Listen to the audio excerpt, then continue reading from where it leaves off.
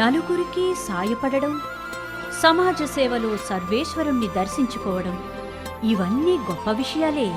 కానీ తాను సేవ చేస్తూ నలుగురిలో సేవాభావాన్ని పెంపొందించడం, సామాజిక కార్యానికి సైనికుల్ని తీర్చిదిద్దడం అంత సులువు కాదు. ఇదంతా చేస్తున్నది ఒక బీటెక్ విద్యార్థి.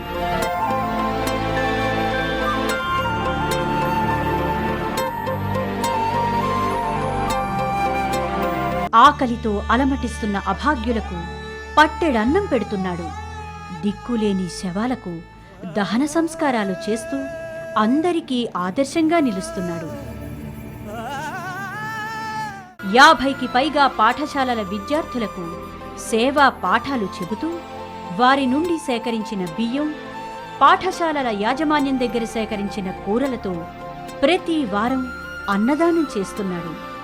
ఆకలితో అలమటించే అభాగ్యుల ఆకలి తీరుస్తున్నాడు.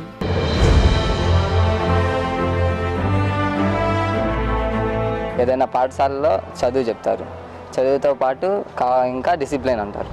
కానీ ఈ రెండిటితో పాటు వ్యక్తిత్వం, అలానే సమాజానికి ఎలా ఉపయోగపడాలి అనేది ఈ పాఠశాలలో నేర్చుకున్నాం. బ్లడ్ క్యాంపులు, బయటికి వెళ్ళి ఒక అనాథాశ్రమంకి వెళ్ళి అక్కడ స్పెండ్ చేసి రావడం, లేదా ఇలా ఏమైనా వండించి సాయంత్రం పిల్లలందరూ కలిసి వెళ్ళి డిస్ట్రిబ్యూట్ చేయడం, అలానే విద్యార్థుల్ని చిన్నప్పుడే సమాజానికి ఉపయోగపడేలా తీర్చిదిద్దడం జరుగుతుంది.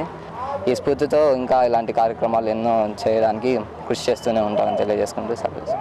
స్కూళ్ల యాజమాన్యాల సహాయంతో ఓ వాహనాన్ని కొని ప్రమాదానికి గురైన గుర్తు తెలియని శవాలకు దహన సంస్కారాలు నిర్వహిస్తూ అందరికీ ఆదర్శంగా నిలుస్తున్నాడు సాయి ప్రసన్న.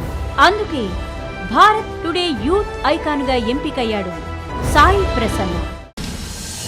భారత్ టుడే, భారతీయుల హృదయ స్పందన.